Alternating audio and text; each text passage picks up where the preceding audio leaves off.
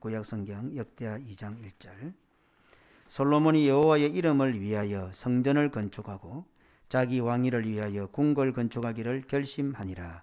아멘. 하나님, 이제 말씀을 전하겠습니다. 부족한 종은 십자가 뒤에 감추시고 오로지 성경 말씀에 나타나는 이 강단에서 흘러나는 말씀 속에 하나님의 진심만 흘러가게 하시고, 또 부족한 종이 입이 아둔하여 잘못 표현하더라도 영의 귀가 밝아서 그 의도를 바르게 간파하고 하나님의 은혜를 누리고 또 하나님의 사랑을 깨닫고 회복되어지고, 참 우리는 구원받은 자로서 사실은 여러 가지 기도 제목들도 많고 형편과 사정이 중요하지만 그 모든 것 다 있어도 주님 없으면 안 되는 자들 아닙니까? 어찌 보면 다 없어도 주님만 있으면 되는 자들 아닙니까? 하나님, 오늘도 그 삼위 하나님의 은혜와 사랑, 우리 예수님의 그 놀라운 구원의 은혜가 우리 성도들 가슴에 차고 넘치는 역사가 있게 하여 주옵소서. 구주 예수님 이름으로 기도드리옵나이다. 아멘. 2022년 새해 우리 교회 표어는 여호와의 이름을 위하여 성전을 건축하게 하소서입니다. 이 말은 곧 여호와께서 우리를 위하여, 우리의 이름을 위하여 친히 성전을 건축하신다는 뜻이 됩니다. 성전이 우리를 위하여, 우리의 이름을 위하여 건축되고 있다는 뜻입니다. 우리가 성전을 건축하는 것이 아니라 궁극적으로 보면 성전이 우리의 이름을 위하여 지금 건축되고 있는 것입니다. 지난 해 2월부터 임시 처소로 옮겨와서 예배를 드리고, 또 지난해 5월 말부터 해서 교회 건축을 시작합니다.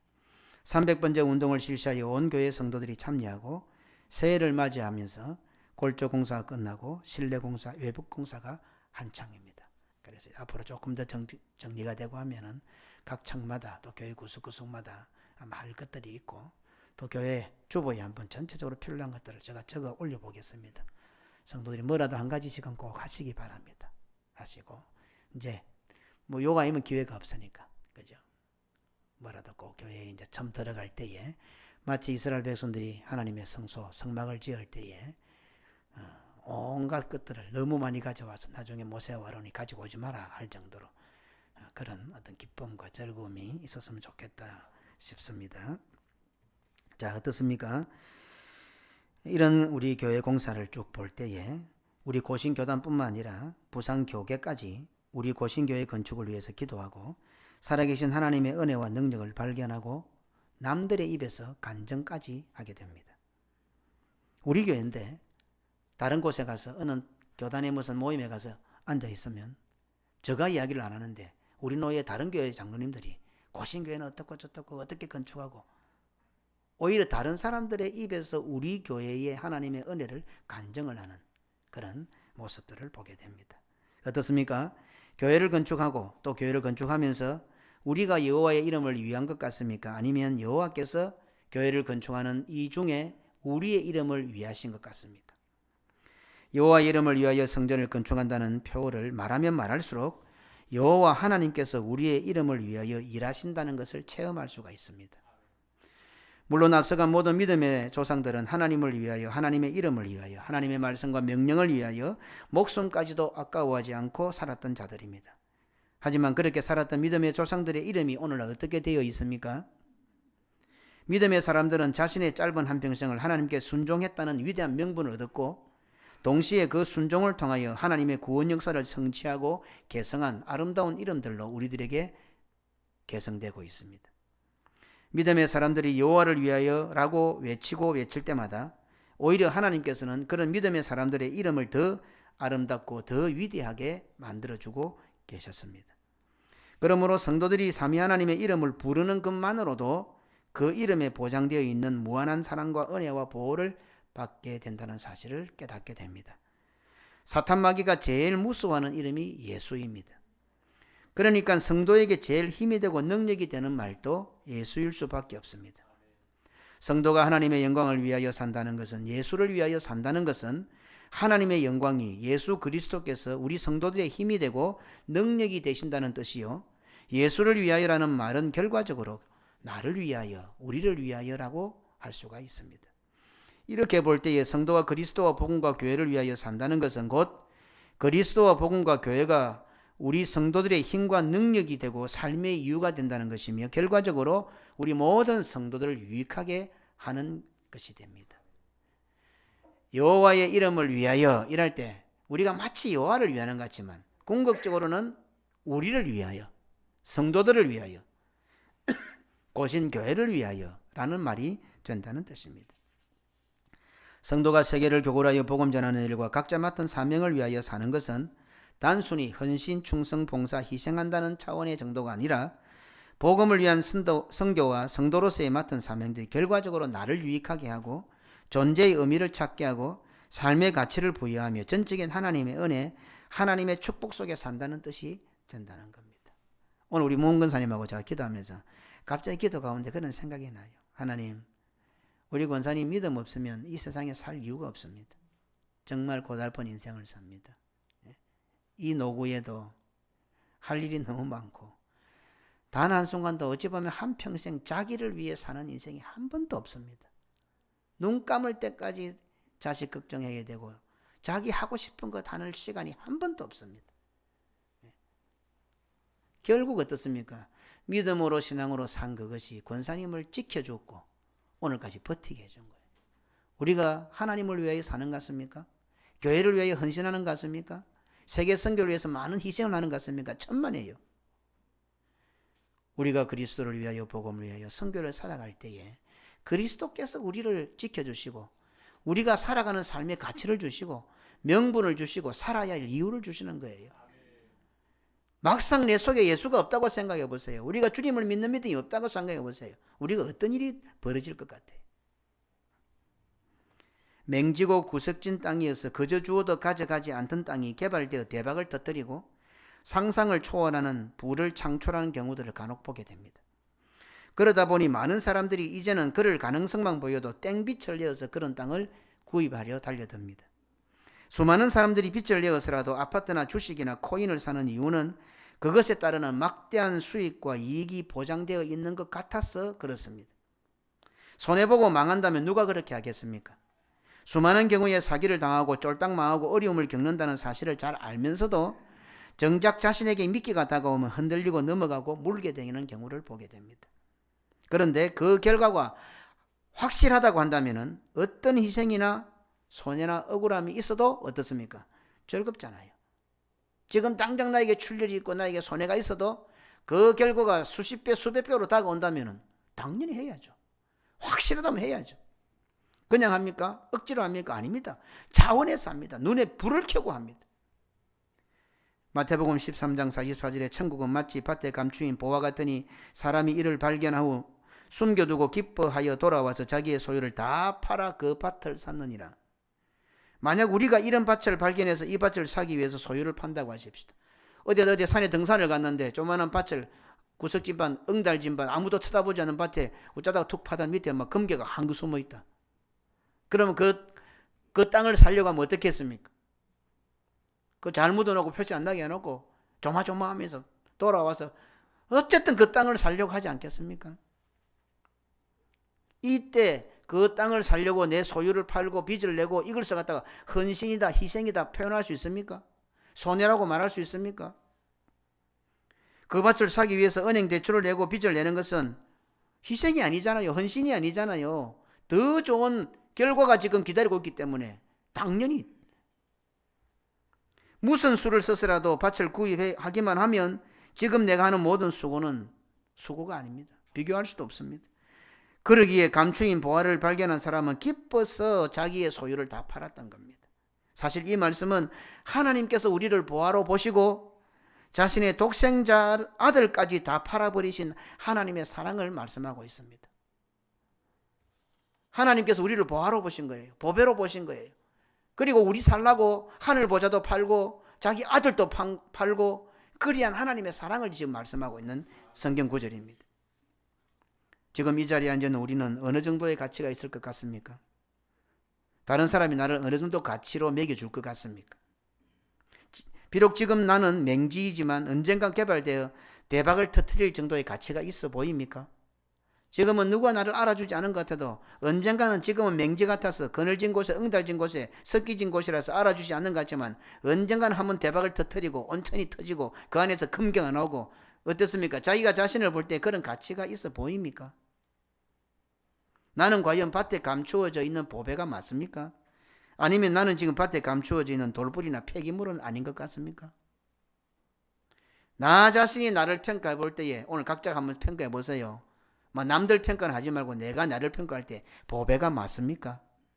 나는 보배입니다 라고 정말 떳떳하게 말할 수 있는 사람이 우리 가운데 몇 명이나 될까요? 그런데 실수하지 않으시고 실패하지 않으시는 하나님께서 우리를 나를 보배로 보셨다는 사실입니다. 그러기에 가치가 있는 거예요. 내 스스로가 대단해서가 아니라 우리 가운데 단 한 사람도 나는 지금은 맹지지만 한번 대박을 터뜨릴 겁니다. 어느 누구도 장담하면서 자랑스럽게 주장하지 못한다 할지라도 핵심이 뭔가 하면 하나님께서 나를 보배로 봐주시는 거예요. 이게 하나님의 사랑이에요. 그래서 나를 보시고 나를 사시기 위하여 하늘 보좌와 독생자까지 다 팔아 주셨다는 사실입니다. 우리는 앞서서 우리가 여호와를 위하여라고 외칠 때마다 그것은 우리 자신을 위한 것이 된다는 사실을 이제 살펴보았습니다. 앞서간 위대한 믿음의 사람들은 한결같이 여호와를 위하여 살았던 자들입니다. 그런데 그 결과 그들의 순종과는 비교도 할 수 없는 위대한 이름들이 지금 되어 있습니다. 아브라함, 이삭, 야곱, 요셉, 다니엘 이렇게 말만 해도 갑자기 달라지잖아요. 물론 그들도 대단한 믿음의 결단들이 있었고 순종이 있었습니다. 그러나 그들의 순종과는 비교도 될 수 없는 너무도 아름다운 이름들이 믿음의 조상이라는 위대한 이름들이 오늘 우리들 앞에 남아 있습니다. 그렇다고 한다면 여호와를 위하여 하나님의 영광을 위하여라는 말은 다른 말로 하면 마치 밭에 감추어져 있는 보배입니다. 우리가 여호와를 위하여 여호와의 이름을 위하여 하나님의 영광을 위하여 할 때 그 단어가 뭔가 하면은 숨겨져 있는 보배인 거예요. 믿음의 사람들은 그것을 알았던 거예요. 그래서 그것을 사기 위해서 자기 전 인생을 투자했던 거예요. 아브라함은 그래서 본토와 친척과 아비집을 떠났던 거예요. 이삭은 아버지의 신앙을 따라 순종하고 달려갔던 거예요. 왜? 하나님의 이름을 위하여 하나님의 영광을 위하여 말씀을 위하여 살아가는 것이 진짜 밭에 감추인 보배인 줄 알았기 때문에 자기 인생 파는 거 아깝지 않았던 거예요. 그래서 그 보배를 그들이 찾았고 지금 그들의 이름은 우리 앞에 전 세계 성도들이 위대한 이름으로 하나님께서 만들어 주신 거예요. 그러니 여호와의 이름을 위하여 하나님의 영광을 위하여 교회를 위하여 복음을 위하여 그리스도를 위하여라는 이 말 자체는 감추어져 있는 보배인 겁니다. 그 말 자체가. 이렇게 볼 때 성도들 오늘날 신앙생활, 믿음의 생활, 교회 생활하는 모든 것은 보배가 감추어져 있는 그 밭을 사는 행동이 됩니다. 그래서 자기 소유를 파는 것과 같은 뜻이 됩니다. 하나님께서도 우리 같은 자들을 보배로 보시고 독생자까지 다 팔아주셨는데 그리고 우리를 사주셨는데 왜 우리의 눈에는 하나님이 보배로 보이지 않고 부담으로 여겨질까요? 오늘 질문입니다. 어떻습니까? 내가 나를 생각할 때 보배 같습니까? 내가 나 자신을 생각해도 보배 같지 않는데 밭에 숨긴 돌뿌리 같고 폐기물 정도밖에 안 보이는데 그런 나를 하나님께서는 보배로 봐주시고 하늘 보좌도 파시고 독생자 예수도 팔아서 나를 사주셨는데 하나님은 진짜 보배잖아요. 안 그래요? 하나님 그분은 하나님이시고 신이시고 사람이 비교할 수 있는 진짜 보배잖아요. 그런 은혜를 받은 우리인데 왜 하나님이 보배로 안 보이고 부담스럽느냐 이 말입니다. 왜 예수 그리스도의 몸된 교회가 내 눈에는 보배로 안 보이느냐 이 말입니다. 하나님은 삼위 하나님은 나 같은 자를 보배로 보시고 나를 위해서 모든 것 다 팔아주셨는데 진짜 보배인 삼위 하나님, 진짜 보배인 교회, 복음은 우리 눈에 보배로 안 보이고 왜 부담으로 보이느냐 이 말입니다. 그리고 그것을 위하여 살아가는데 왜 그래 좀에 하면 희생이 어떻고 헌신이 어떻고 수고가 어떻고 충성이 어떻고 어떻게 그래 갖다 붙이느냐 이 말입니다.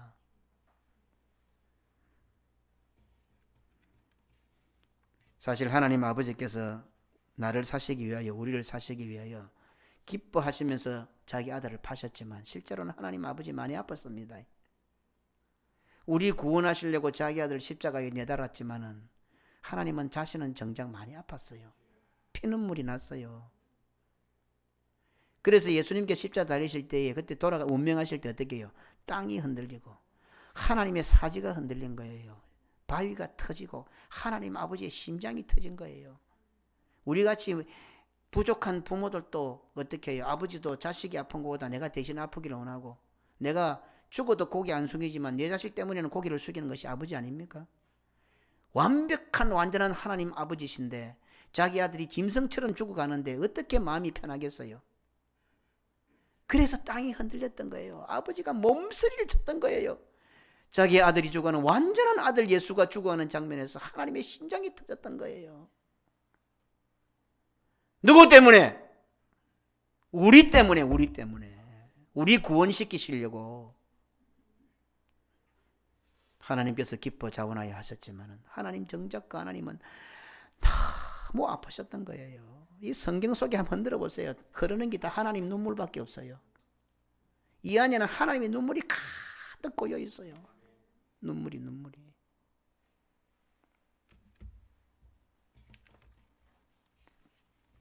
세상과 천국과 세상은 비교 자체가 안 됩니다. 세상을 팔아서 천국을 산다는 것은 당연하지 않습니까? 예수를 믿지 않는 세상 사람들도요, 네 세상 팔아서 천국 살려고 하면 다 산다 할 겁니다. 살 수만 있으면. 그죠? 천국을 안 믿는 사람조차도요, 그렇죠? 네 가진 모든 재산 팔아서 천국 살 수 있다면 다 살 거로요. 하지만 천국을 팔아서 세상을 사는 것은 말이 되지 않잖아요. 하나님께서 우리를 구원하셨다는 것은 곧 천국을 팔아서 세상을 산 꼴입니다. 참 미련하시죠? 흡이 그 자체입니다. 우리는 그래도 신앙생활 하는 것은 이렇게 살아서 우리 천국을 사잖아요. 하나님이 우리 산 거는 뭐예요? 천국 팔아서 세상 산 거예요. 좋은 땅 팔아서 맹지 산 거예요. 말 그대로 흡입니다. 흡이.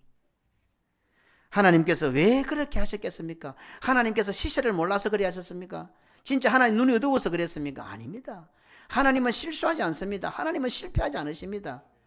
오늘 투자자들은요, 당연히 많은 것을 거둘 줄 알고 투자했지만 실패하잖아요. 실수하잖아요. 그러나 하나님은 실수하지 않으시는 하나님, 그런 하나님이 우리에게 투자를 했어요.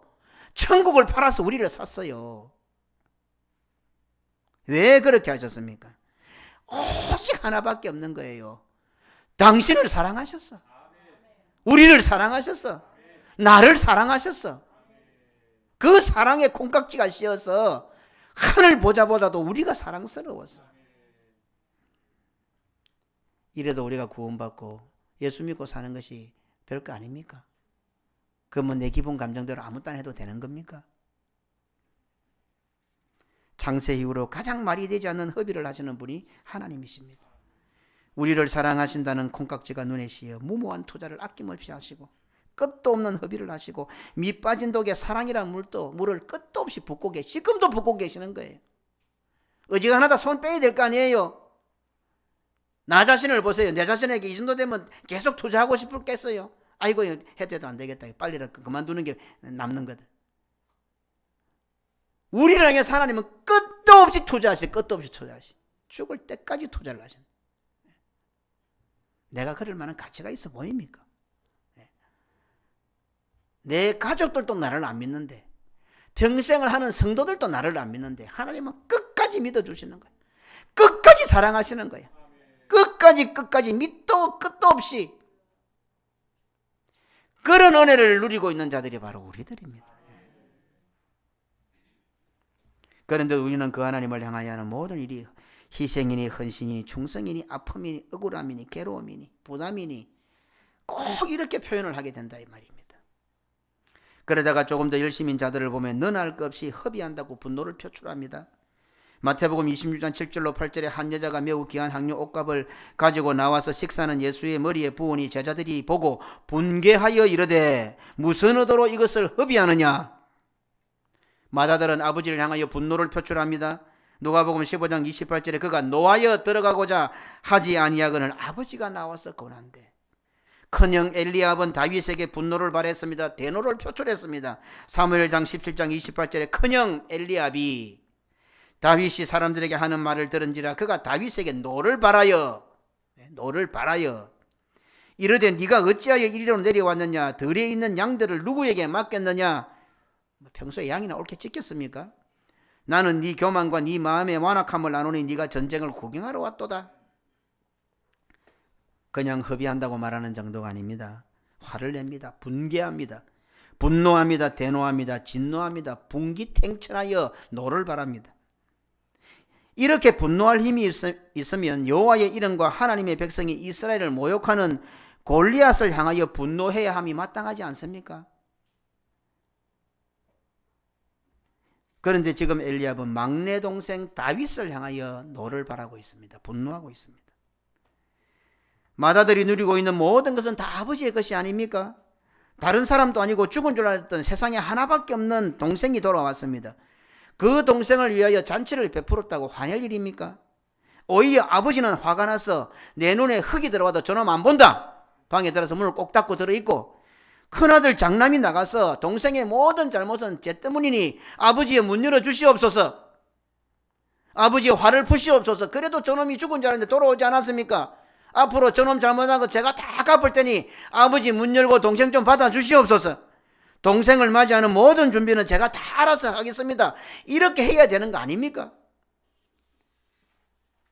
누가복음 15장 20절에 이에 일어나서 아버지께로 돌아가니라. 아직 또 거리가 먼데 아버지가 그를 보고 차근히 여기 달려가 목을 안고 입을 맞추니, 아직도 거리가 먼데 아버지가 그를 보고 달려갔다. 이렇게 성경 기록하고 있습니다.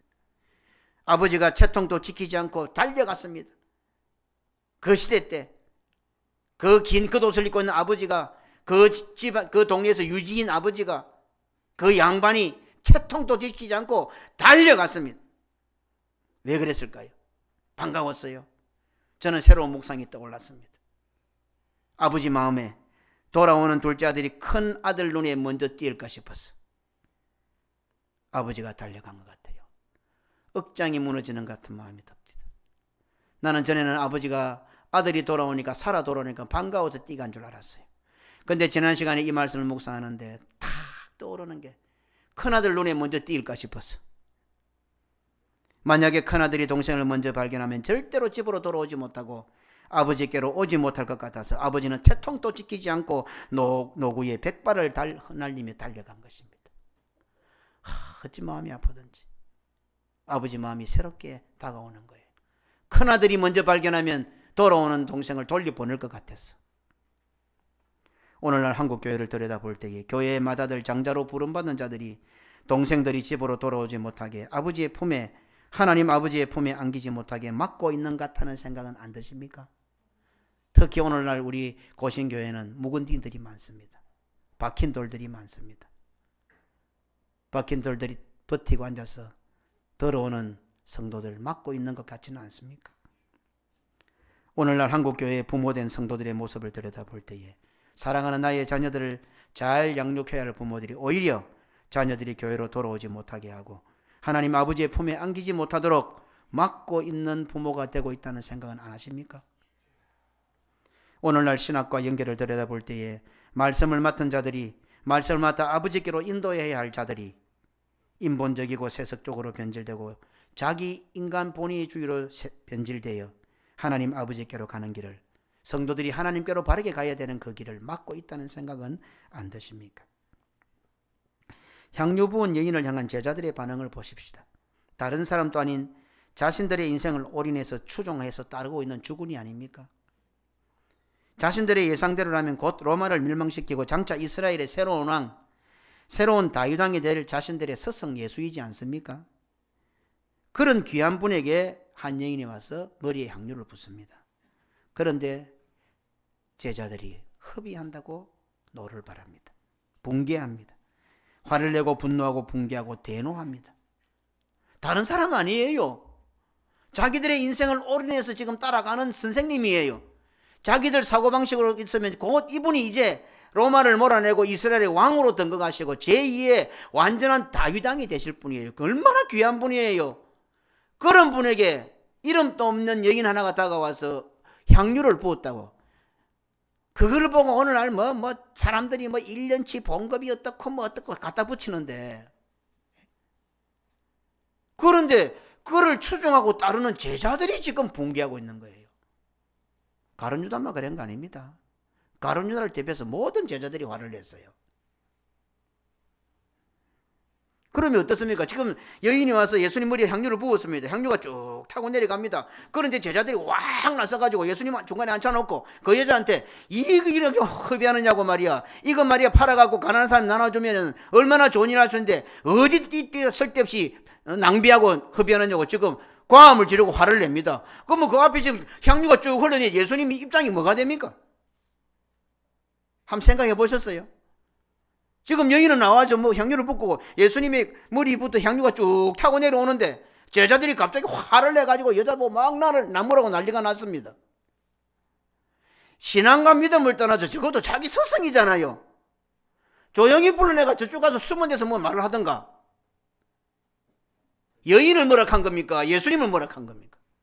누가 제일 난처해요 지금 이 상황에?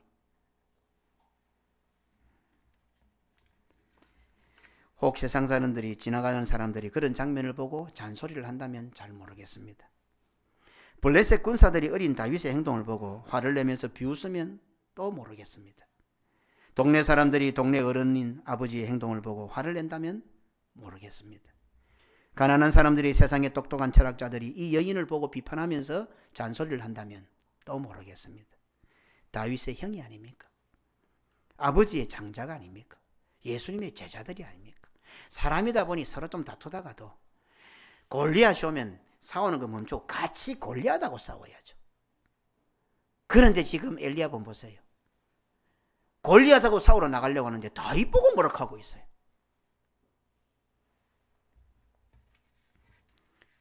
세상 사람들이, 세상의 모든 사람들이 다 화를 내어도 결코 화를 내어서는 안 될 자들이 화를 내고 있습니다. 오늘 나는 누구와 다투며 누구에게 화를 내며 누구를 원망하고 있습니까? 혹시 우리 가운데는 여호와의 이름을 위하여 교회와 다투시는 분이 있습니까? 여호와의 이름을 위하여 다른 성도들에게 화를 내시는 분이 있습니까? 쳐다보지도 않는 분들이 있습니까? 여호와의 영광을 위해서, 교회를 위해서, 여호와의 이름을 위해서, 여호와의 이름을 위하여 목회자에게 원망하시는 분이 있습니까? 모양새가 너무 이상하지 않습니까? 성도로 간다면 교회와 다투어야 할 일이 있어도 여호와의 이름을 위하여 화해하고 화목해야 하지 않겠습니까?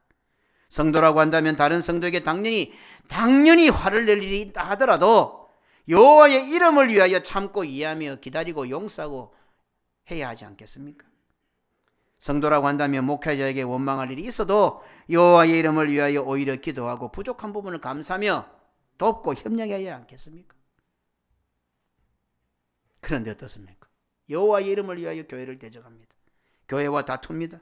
여호와의 이름을 위하여 성도들에게 화를 내고 분노합니다. 여호와의 이름을 위하여 목회자를 향해서 원망합니다. 세상 사람들은 교회를 욕하고 세상 사람들은 하나님을 욕하고 세상 사람들은 목사를 욕해도 우리는 그러면 안 되는 거 아닙니까? 그런데 실제로 하나님을 욕하고 교회를 욕하고 목사들을 욕하는 사람들이 누굽니까?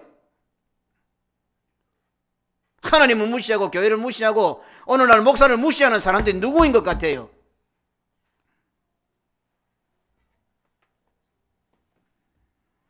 하지만 우리가 여호와 이름을 위하여 다툴 일이 있어도 화를 낼 일이 있어도 원망할 일이 있어도 하나님 때문에, 믿음 때문에, 신앙 때문에, 여호와 때문에, 교회 때문에 참고 기다리고 용서하고 기도하고 그리 하려면 얼마나 속이 쓰리겠습니까? 복장이 터지겠습니까? 그런데 그리 할 때 하나님께서는 그 모든 것을 어떻게 해요? 여호와를 위한 것으로 받아주시는 거예요. 그리고 하늘의 상을 받는 결과가 되며 나에게 아름다운 이름을 붙여주시는 거예요. 나는 좀 참았을 뿐인데, 나는 조금 손해봤을 뿐인데, 그래 나는 조금 양보했을 뿐인데, 그래 교회를 위해서, 전부를 위해서 내가 참지 뭐, 내가 요거도 묵지 뭐, 내가 억울함을 당하지 뭐, 내가 조금 더 수고하지, 내 자존심 좀 꺾지, 그래 했을 뿐인데 하나님께서는 그것을 아니다, 니는 땀방울 한 방울 냉수 한 그릇일지 몰라도 그거는 나를 위해서 했다, 내 이름을 위해서 했다, 하나님께서 그렇게 보장해 주시고 인정해 주시는 거예요. 마태복음 19장 29절에 또 내 이름을 위하여 집이나 형제나 자매나 부모나 자식이나 전토를 벌인 자는 여러 배를 받고 또 영생을 상속하리라. 참 재밌는 말씀이죠. 영생을 주신다 안 하고 상속한다 이랬어요. 잘 살아야 돼요. 부모들 잘 살아야 돼요. 무슨 유산을 주고 있습니까? 거의 부모들한테 절대적이에요. 자녀들이요, 교회를 좋아하고 목회자를 좋아하고 찾아와서 인사하고 부모가 절대적인 영향을 미쳐요. 잘하는 자식들도 부모가 한마디 하면 안 와요. 부모가 절대적이에요. 무엇을 상속하고 있어요? 영생을 상속하리라. 부모들요, 아무 때나 살지 말고 내 기분 나쁘다고 틱틱하지 말고 좋은 것 자식들에게 상속하세요. 사람으로 이 땅에 태어나 100년도 안 되는 짧은 인생을 살면서 여호와 하나님의 이름을 위하여 사는 것은 그 자체만으로도 영광스러운 일입니다. 나를 알아주는 주군을 위하여 목숨을 거는 사람들이 우리들 아닙니까? 하나님이 우리를 나를 이토록 알아주셨는데 무엇이 그리 아깝습니까? 무엇이 그리 자꾸 도를 계산이 됩니까? 자신이 마음먹은 일 하나 성취하기 어려운 세상에 살인데도 감히 하나님의 뜻을 이루는 삶을 살고 있다면 성공한 인생입니다. 우리는 다 성공한 인생이에요. 왜요? 부족하지만 우리가 세계를 교구하여 선교하고 복음 전하고 우리가 하는 기도와 적은 정성을 가지고 지금 다른 나라의 어려운 나라의 사람들은 하나님의 응답으로 받아들이고 감사하고 구원의 길로 들어오고 있잖아요. 우리 같은 자가 하나님의 뜻을 이루고 있어요. 그러면 성공했지. 뭘 해야 성공합니까? 강남에 집을 사야 성공입니까? 대박을 터져야 성공입니까? 서울대 가야 성공입니까? 도대체 뭐가 성공입니까?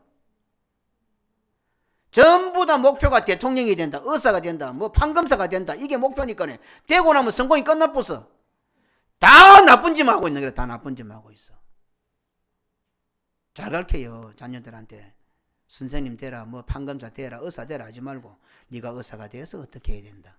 대통령이 되면 어떻게 해야 된다. 이래 가르쳐야 되는데 그래 안 가르치니까. 오늘 우리가 개검의 이 주례의 고신교회에 조금 앉아있지만 우리가 네팔과 필리핀과 인도와 세계 곳곳에 가난한 개척교회를 돌아보면 올해 우리가 조금 우리가 얘기를 하겠지만 예산에도 없던 개척교회 이번에 많이 지원했어요. 우리 교회가 하나님 은혜 가운데 빚을 갚고 교회 진다니까 여기저기서 막 후배들이 어려운 교회들이 막 손을 벌리니까 좋다면 하나님 주신 거 일단 보자고. 많은 개척교회들이 어렵게 숨 넘어가는 교회들 그때가 100만 원씩 200만 원씩 주고 우리같이 이 연약한 자들이 하나님의 뜻을 이루고 있잖아요. 그럼 성공했지 내가 아는 조그마한 바자회를 가지고 헌금해서 저 네팔의 성도들이 추위에 떨고 있다가 그 담요 한 장 사랑 가만히 받고서는 기도의 응답이 오버린 거예요. 그런 인생을 살고 있으면 성공했지 여호와 이름을 위한다는 말 속에는 이와 같은 놀라운 보배가 숨겨져 있습니다. 신앙생활, 믿음생활, 교회생활이라는 말 속에는 이처럼 위대하고 거룩한 보배가 숨겨져 있습니다. 2022년 새해를 맞이한 우리 고신교회 모든 성도들은 한 해 동안 여호와의 이름을 위하여 성전을 건축하고 여호와의 이름을 위하여 신앙생활하고 믿음의 생활하고 교회생활을 하고 여호와의 이름을 위하여 교회로부터 맡긴 사명을 잘 감당함으로 기필코 보배가 감추어져 있는 밭을 구입하시고 그 밭 속에 있는 천국의 기쁨과 은혜와 축복을 풍성히 받아 누리시기를 주님의 이름으로 축원합니다. 아멘. 하나님 아버지 감사합니다. 우리가 하나님을 위하여 하나님의 이름을 위하여 하나님의 영광을 위하여라고 외쳤지만 알고 보니 그것이 밭에 감추어져 있는 보배였습니다. 그것을 위하여 살아갈 때에 우리의 이름이 위대해지고 100년도 안 되는 짧은 인생 내 원하는 것도 못 이루는 늘 실수와 실패밖에 없는 내 인생이지만 감히 하나님의 나라를 위하여 하나님의 뜻을 위하여 이루어가는 벅찬 성공의 인생으로 저희들을 불러주셔서 감사합니다. 하나님께서 우리 보고 산을 옮기라 했으면 어떻게 우리가 산을 옮기겠습니까? 우리가 도대체 몇 대를 거쳐서 해야 산을 하나 옮기겠습니까? 그런데 우리가 한 것은 겨자씨 하나밖에 없었습니다. 겨자씨 하나를 투자했는데 산이 옮겨졌습니다. 겨자씨 하나를 투자했는데 어떻게 뽕나무가 뽑혀서 바다에 심길 수가 있습니까? 그 짠바다에 뽕나무가 살아남을 수가 있습니까? 있을 수 없는 일들이 벌어지고 있습니다. 그러니 우리가 주를 위하여 복음을 위하여 교회를 위하여 그리스도를 위하여 산다는 것은 마치 감추어져 있는 보배를 캐는 것과 같고 그 보배가 숨겨져 있는 밭을 사기 위하여 자기의 소유를 다 파는 것 같은 행임을 오늘 또 깨닫습니다. 우리 고신교회 성도들 이런 믿음 주셔서 감사합니다. 오늘까지 그래 살게 하셔서 감사합니다. 자기 먹기 살기도 빠듯하고 그리고 어디 하나 자기를 위한 인생살이가 없지만 그래도 주를 위하여 복음을 위하여 교회를 위하여 아낌이 없게 하시고 사랑하는 마음 주셔서 하려고 하는 믿음 주신 것 감사합니다. 하나님, 우리가 겨자씨 하늘값밖에 안 되는 적은 믿음 같아 보이지만 이 믿음 때문에 산이 옮겨지고 하나님의 거룩한 역사가 진행되며 이 땅에 하나님의 뜻이 이루어진다는 사실을 알고 오늘까지도 이렇게 볼 때 우리 모두는 특히 우리 고신교회 성도들은 성공된 인생을 살아왔음을 깨닫습니다. 앞으로 우리의 남은 인생도 성공적인 인생으로 살아갈 수 있게 하시고 이런 인생을 우리의 자녀들에게 잘 상속해주는 믿음의 부모들이 다 되게 하옵소서. 2022년 여호와의 이름을 위하여 성전을 건축하는 우리 모든 성도들 되게 하옵소서. 구주 예수님 이름으로 기도드리옵나이다. 아멘.